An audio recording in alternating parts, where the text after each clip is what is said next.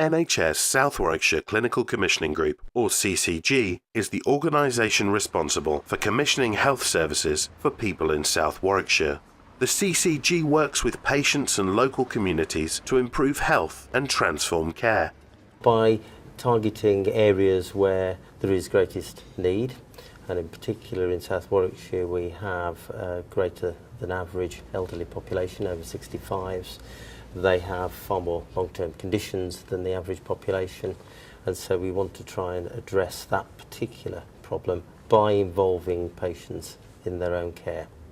NHS South Warwickshire CCG is a membership organisation made up of 36 GP practices throughout South Warwickshire. The CCG is accountable to its member council of GPs, who are the driving force and ultimate decision makers. We intend to empower our members and staff to take a personal responsibility to improve the health and well-being of patients and to produce a can-do attitude to how they provide their services. From the beginning, public and patient engagement has been one of the CCG's main priorities. A South Warwickshire patient group was established very early on in the CCG's development, so that patients and members of the local population were involved as the CCG evolved. One of the key groups within that engagement is the Patient and Public Participation Group, and it is a key group for the CCG to collect patient views, concerns and so on, and feed them into the decision making by the CCG. And I would encourage anyone who wishes to get involved, to get engaged, particularly with their local GP practice groups and also with the Patient and Public Participation Group.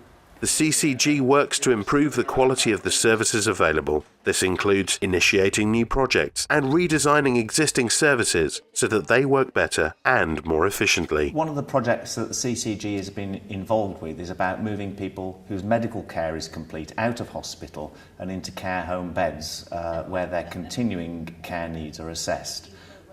Having patients who are medically improved waiting in hospital to be assessed isn't good for those patients and isn't the best way to keep the hospital running smoothly.